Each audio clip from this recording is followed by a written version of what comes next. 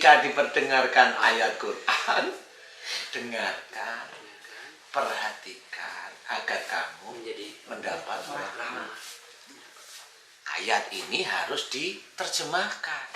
Berarti yang orang baca Quran itu niatnya harus lillahi ta'ala dulu. Yang kita mendengarkan juga lillahi ta'ala. Agar dapat rahmat. Kalau tidak lillahi ta'ala, ya nggak dapat. Itu sebenarnya ada di situ. Ini monggo. Itu kuncinya Ustaz. Semuanya itu harus lillahi ta'ala. Nah itu diterabas. Jadi niatnya untuk ngobatin lah, ya kan udah bukan lillahi ta'ala. Oh. Walaupun dia bilang bismillah itu ya. Ya walaupun bismillah istilahnya menselingkuhi. Selingkuhi ya. Iya. Walaupun tapi bisa bismillah. Ustaz pada akhirnya misalnya orang yang mendoakan itu gitu ya dengan bacaan-bacaannya menyembuhkan bisa. Nggak bisa. Karena niatnya itu yang memang sekarang gini, monggo Ustaz. Sekarang gini nih, kita berpikir, Ustaz sakit demam, ya minumnya obat sakit kepala, kira-kira bisa nggak? Nggak bisa. Memang Al-Quran itu penyembuh, ya syifa. Pernahkah atau adakah pendakwah seperti kita yang menerjemahkan syifa dari Quran itu yang mana? Sifat dari Quran itu selalu ayatnya. Kalau saya menerjemahkan sifat Quran itu adalah mengamalkannya. Ayatnya dari Quran itu petunjuknya. Paham ya? Jadi kalau kata Mas Bobi mau nyolokin kulkas, membuka kulkas, ngisi air, itu kan ada buku panduan. Nah di buku panduan itu cara menghidupkan kulkas. Masa kita baca terus kulkasnya hidup? Nggak bisa. Paham ya? Baca dan praktiknya. Ya, itu ya. Quran gitu nggak kira-kira? Kurang lebihnya, walaupun nggak sama, kurang lebihnya begitu nggak? Harusnya begitu. Disuruh apa? Jangan marah. Betul. Itu sifat. Doakan kesalahannya. Itu sifat. Rendah hati. Itu sifat. Jangan suuzon, itu sifat. Jangan mencari kesalahan orang lain, itu sifat. Kerjakan sholat, itu sifat. Puasa, itu sifat. Hargai saudaramu, itu sifat. Intinya kan bukan dibacain, tapi kerjakan. Amalkan. Itu sifatnya. Kalau kita sudah mengamalkan, jadilah itu amal soleh. Nah, amal soleh ini berhubungan dengan doa orang tersebut. Doa, makanya tetap ada doa. Wa yastajibul ladzina amanu wa amilus sholihat. Nah, ini doa ini harus kita ketahui. Dan Allah akan mengabulkan doa orang yang beriman. Iman itu kuat kepada Allah Ta'ala. Dan mengerjakan amal soleh. Amal soleh tentunya dari mana? Dari Quran dan Sunnah. Kan jelas sudah. Dari mana sifatnya? Kalau udah tahu sekarang. Dari mana? Bacaan Quran aja. Ya nggak bisa, bacaan Quran itu petunjuk. Jadi bukan hanya itu. Bukan hanya itu. Bukan, itu petunjuk. Jadi kalau mobil itu belum pernah naik mobil itu, caranya gimana? Pencet kuncinya biar kebuka. Locknya, ada handle di pintu, buka pintunya, duduk, starter mobilnya, ini prosnel, kan begitu. Jadi kalau menjadikan mobil itu bisa jalan, kalau ingin menjadikan Al-Quran itu sifat, kan begitu nih. Ketahui dulu petunjuknya, kerjakan, amalkan, kerjakan nih. Baru jalan. Baru itu Allah mengabulkan. Ngerti nggak? Itu sifatnya di situ. Kalau madu lah itu sifat yang wujudnya benda. Ya, jelas lah. Iya. Madu yang mana? Tradisi, Pak. Madu lebah bukan madu untuk istri kan gitu. Mas Bro. Kirain madu yang madu. Iya. Oh, itu di madu. Ini maunya madu untuk Mbak Kia. Iya, saya beli. Saya ada rencana nih. Kayaknya ada ini nih. Beliin madu botol. Makanya dalam Al-Quran itu kan Ustaz, kalau ada kalimat iman, pasti selanjutnya kalimat amal soleh. Lah iya. Makanya saya lupa pakai peci. Gak apa-apa. Biar kelihatan mana Ustaz mana bukan. Aduh. Saya buka aja biar kelihatan mana. Jadi itu maksudnya. Jadi pada waktu kata-kata Al-Quran itu sifat, itu belum jarang yang tahu. Iya. Sifat itu adalah iman dan amal soleh yang berhubungan dengan doa. Doa itu apa yang kita mohonkan kepada Allah? Untuk apa? Untuk sehari-hari. Doa itu yang untuk sehari-hari. Mau makan, doa untuk makan. Mau berjalan, doa untuk melakukan safar. Mau bekerja, berdoa untuk bekerja, kan begitu. Iya. Kayaknya gitu ya, kayaknya ya. Mudah-mudahan benar ya. Mudah-mudahan benar ya. Amin. Amin. Tapi kayaknya gitu juga ya. Insya Allah. Jadi artinya Al-Quran akan berbuah syifa ketika isinya kita amalkan dalam kehidupan. Awalnya harus seperti itu. Karena kalau kita bersosialisasi, orang yang membutuhkan bantuan syifa dari Quran, itu harus diterangkan kepada orang yang membutuhkan. Iya. Contoh orang sakit, kita terangkan kepada beliau-beliau nih, sakit itu di dalam Quran diceritakan karena buah tanganmu sendiri. Nah, kalau buah tangan berarti itu dari kesalahan dan dosa. Itu sifat manusia, berbuat salah dan dosa. Jangan orang muslim nggak mau ngakuin salahnya. Itu muslim yang sombong sekali. Manusia itu kita anak cucu Adam pasti dosa. Kenapa nggak mau ngakuin itu salah? Kok kayaknya dia malaikat yang nggak pernah dosa? Dia sering istighfar. Kan gitu. Nah, inilah sebenarnya di Sinaman Kolbu ini kita itu menerangkan ada banyak kekeliruan persepsi sebenarnya. Jadi sudah diterangkan oleh Allah kalau istilahnya musibah yang kau terima itu ya atas izinku itu ya dari perbuatanmu sendiri. Nah, kalau sudah Allah bilang begitu karena itu ayat Quran ya kan harus diterima. Masa kita itu cari yang enaknya untuk kita aja? Ya sudah, kalau ayat itu dibunyikan ya kita orang Islam ya harus mengikuti. Samina wa ata'na. Itu kunci dari iman. Lah kalau dikasih tahu itu dari kesalahanmu sendiri, kata siapa? Apalagi yang ngomong ustaz. Yang ngomong katanya memang ustaz top. Lah kok kata siapa? Lah ayat yang begitu itu banyak.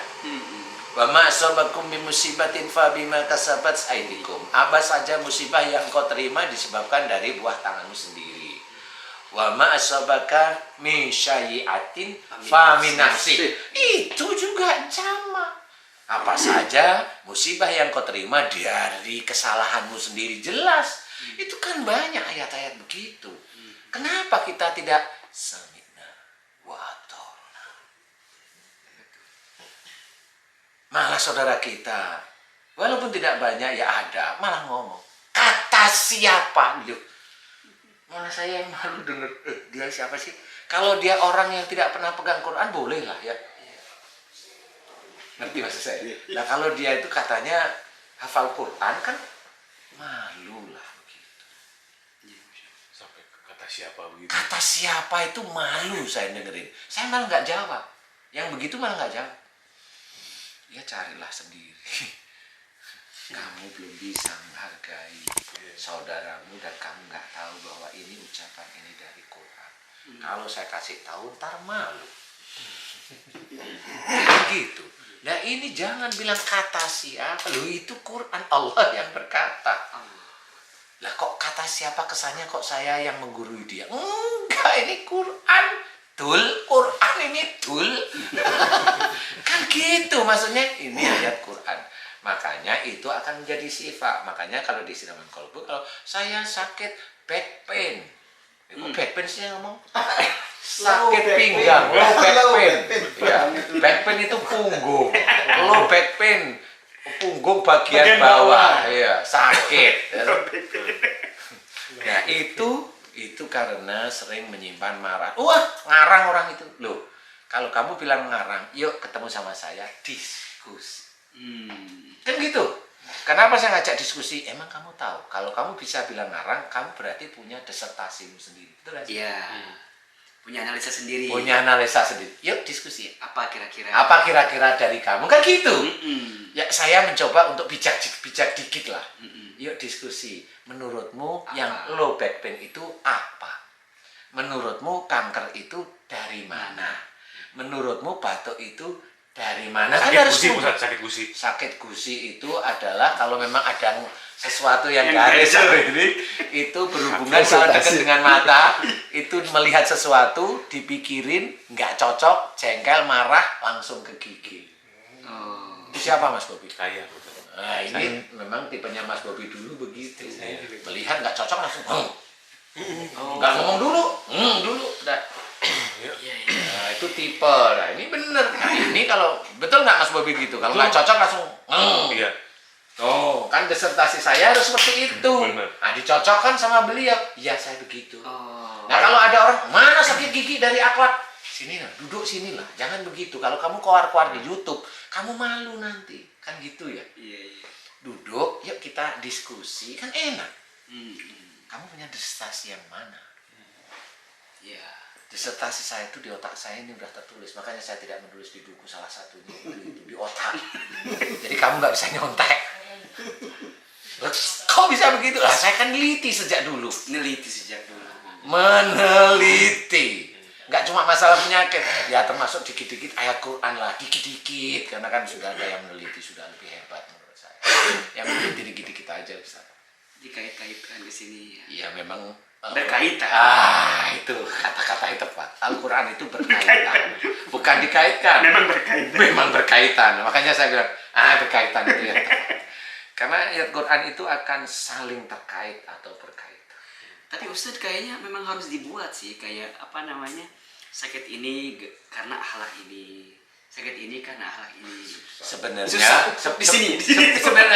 Sebenarnya bisa juga. Cuma orang itu kalau sudah sombong, Ustaz, Nggak bisa terima. Nggak bisa terima dia. Dan dia nanti kalau dia tidak bisa terima analisa saya dari ayat Quran, ngerti sendiri. Dia nggak apa-apa sama Allah. Allah yang menganggap loh, bukan saya. Apa kalau nggak terima dengan ayat Quran? Ya. Apa sih Ustaz namanya? Hah? Apa sih Pak? Ada suara tadi. Apa suaranya? Kafir. Ya kan itu. Jadi kita harus menjelaskan.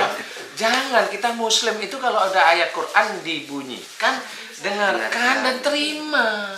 Agar mendapat Rahmat. Nah, ini Loh, kan gitu. gini, Pak Rahman. Oh, kalau rahmat ini nggak mau ya.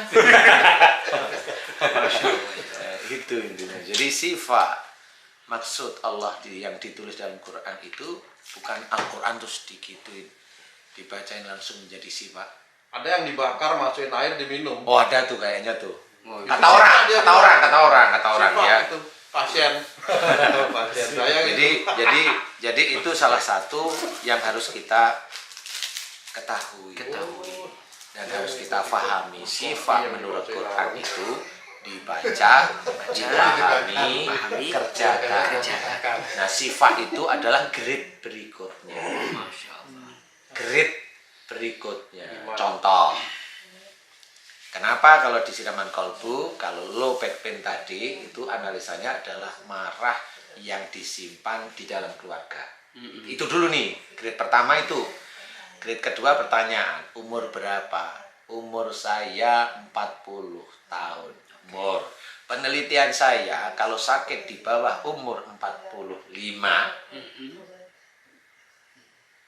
itu biasanya urusannya ada dengan orang tua.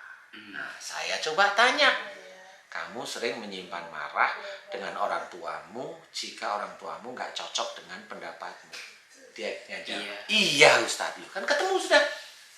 Saya cuma tanya, bapak apa ibu? Ibu berarti benar. Kalau dia udah bisa memilih, dia berarti benar. Kalau dia bilang, siapa ya? Kayaknya dua-duanya, berarti dua-duanya dia. Tapi kalau sudah jelas milihnya ibu, itu berarti dia ngakuin, iya memang. Dan kamu marahnya diem, karena kamu mencoba menghargai ibu.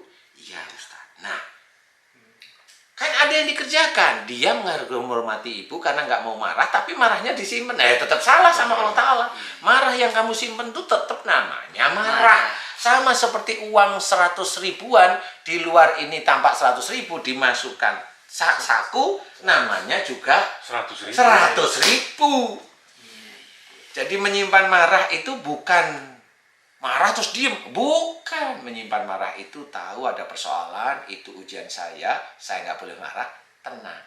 Nah, itu yang mengendalikan marah. Itu salah satunya. Jadi itu yang harus kita ketahui. Ya makanya kan Al-Quran itu bukan hanya sekedar kiroah ya, tapi harus naik level tilawah. Iya, benar. Kalau kiroah itu kan hanya sekedar membaca. Membaca aja. Tapi kalau tilawah, membaca, memahami. Mengamalkan. Baru mengamalkan. Saya paham. Nah, kalau sudah mengamalkan, nanti sifat itu digrade di atasnya. Masya Allah. Siapapun orang kalau sudah mulai mengamalkan, sifat itu akan bergelayut di dia. Allah. Mengikuti ini. Siapapun orangnya. Mengikuti dia mau kemana nih. Makanya kalau orang itu, orang bilang, Ustaz tolong doain saya, mudah-mudahan saya kelahiran anak saya ini digampangkan oleh Allah Ta'ala. Dia hanya cuma bilang amin, selesai. Amin. Cuma bilang amin aja, selesai. Nah, aminnya ini karena dia mengamalkan iman dan amal solehnya kuat, aminnya itulah yang dijabah oleh Allah Ta'ala. Ustaz tolong, saya punya utang, saya ingin bayar tapi bingung dari mana cara bayarnya. Mudah-mudahan dia sendiri yang mudah-mudahan Allah memudahkan saya agar saya bisa membayar utang dengan cepat ya Ustaz. Nah, ini kata-kata bagus. Bagus kata-katanya nih. Kita hanya cuma tinggal amin ya Allah, amin ya rabbal alamin. Cukup itu. Itu sifat nantinya. Biar Allah yang mengatur. Nah, pada saat dia sudah bayar utangnya dalam waktu cepat, nah, inilah ujian dari orang yang berutang. Bisa membayar utang, ngomong, saya cuma diaminin sama Ustadz itu, utang saya lunas. Lah, itu nggak boleh. Nggak boleh. Nggak boleh itu. Itu mulai ada ujub, riaknya muncul. Nah, yang ngomong bener, alhamdulillah atas doa Ustadz tinggal ngaminin utang saya dilunaskan oleh Allah Ta'ala. Nah, itulah yang cakep. Itu jarang sekali. Berarti Ustadz, PR kita tuh banyak banget ya. Ya banyak sampai nanti kita dipanggil oleh Allah Ta'ala. Iya, kita kalau lihat ayat Quran kan mungkin baru sekedar membacanya. Iya. Belum memahaminya, apalagi mohon maaf mengamalkannya. Belum. Jauh banget. Jadi kalau kita ini namanya mengamalkan itu dibaca berulang-ulang, itu dikatakan sudah mengamalkan. Padahal kalau saya itu namanya baca berulang-ulang. Belum mengamalkan. Kalau kamu bilang mengamalkan, oke, saya terima. Tapi mengamalkan pembacaan yang berulang-ulang gitu. Tetap saya begitu. Karena mengamalkan kamu dengan mengamalkan Allah itu beda. Sama seperti soleh. Soleh kita ngomong soleh terhadap seseorang, sama soleh maksudnya Allah Ta'ala, itu beda. Tapi berarti Ustadz, walaupun kita belum bisa maksimal mengamalkan, tetap kita harus tetap baca. Oh, tetap baca, tetap Belajar, memahami. belajar. Karena dari titik kita membaca Quran, menyenangi Quran, menyandarkan kita pada Allah Ta'ala, berusaha untuk lillahi ta'ala, rahmat demi rahmat itulah yang diturunkan. Dari rahmat itu mulai kepahaman Quran itu diberikan. Mulai kalau sudah diberikan, disitulah mulai faham maksudnya Allah. Makanya salah satunya sifat itu yang dari mana. Itulah yang kita harus tahu. Kepahaman demi kepahaman itu harus kita cari. Bukan nyari karena pendidikan. Bukan. Yang dicari oleh Allah Ta'ala itu iman dan amal soleh. Memang pendidikan itu dibutuhkan. Paham ya? Saya tidak merendahkan. Enggak, tetap dibutuhkan. Punya guru-guru yang hebat, dibutuhkan. Tapi pemahaman yang benar-benar paham atas izin Allah ini yang susah. Sama seperti kita mengartikan soleh. Kalau kita lihat orang yang sholatnya tertib, soleh sudah. Betul ya. Orang yang dakwah soleh sudah. Padahal kalau kita sehari aja bersama orang yang seperti itu kita anggap itu ketahuan kok ini belum. Belum. Ada loh teman saya Ustaz, tenang, senyum, kelihatan cool. Itu nggak kelihatan emosi, tapi pada waktu baca sosmed itu jengkel hatinya ada Ustaz. Iya serius nih. Iya, serius Iya, serius ya. Saya kali. Loh. Saya juga gitu. Jadi Apalagi kita. Sakit gigi kalau saya ngomong. Gusi. Jadi guys, di sini tuh kita itu kayak keluarga. Ini namanya nggak apa namanya Nggak ada jarak. tertib ya, nggak tertib amat, nggak ada jarak, tidak kayak kakak adik seperti itu guys. kalau ini ayah anak. Pokoknya di mana lagi kita merasa nyaman mengakui kesalahan. Iya, jadi di sini Mana lagi coba? mengakui Coba. salah itu nyaman, enak bisa ketawa sendiri. Iya kan? Bener. Ya, mudah-mudahan kan abis itu kan ya Allah yang punya kuasa Iya, untuk benar, menghilangkan. Allah Dapat pelajaran lagi. Iya, banyak. Iya. Di sini tempat nyaman untuk mengakui kesalahan, biasanya kan malu. Iya. Mengakui kesalahan. Kalau kita emang enggak, manusia itu tempatnya salah, udah Allah tulis di dalam Quran, ngapain sombong, merasa nggak salah, nggak usah, ya ketawa aja. Iya, emang saya begitu. Nah itu Iya. malah malaikatnya, inilah yang dicari oleh Allah diinginkan. Ta'ala itu. Masya. Dia mau dengan lapang dada mengakui, ya saya salah, gitu loh. Nggak usah kamu tutupi, tetap kelihatan nanti. Marah ya. Wah, iya. Gitu. Jadi pemirsa, silakan dekati Al-Quran ya. Iya, Jika betul. ingin dimuliakan Allah, Iya, maka amin. dekati Al-Quran. Baca, pahami, dan amalkan. Itu. Itu Ustaz ya. Insya Allah itu. Mudah-mudahan Al-Quran menjadi syifa petunjuk dalam kehidupan kita. Cakep, insya Allah itu seperti itu. Syifa itu setelah kita baca, kita pahami, kita amalkan, grade-nya syifa itu mulai di atasnya itu. Allah. Apapun bentuk sifanya itu di situ. Entah doanya dikabulkan, entah ini, nah itu sifanya. Insya Allah seperti itu. Itu guys. Walaupun itu susah sekali, pontang-panting. Kecuali bagi orang-orang yang khusyuk. Mudah-mudahan manfaat guys. Kita ngobrol santai sampai Ustaz Hilman ini belum menyendok nasi, tidak apa-apa. Mudah-mudahan manfaat bisa menjadi anteng ademnya hati dan juga senyum-senyum karena memang kita itu semuanya kayak saudara. Amin. Terima kasih. Wassalamualaikum. Waalaikumsalam.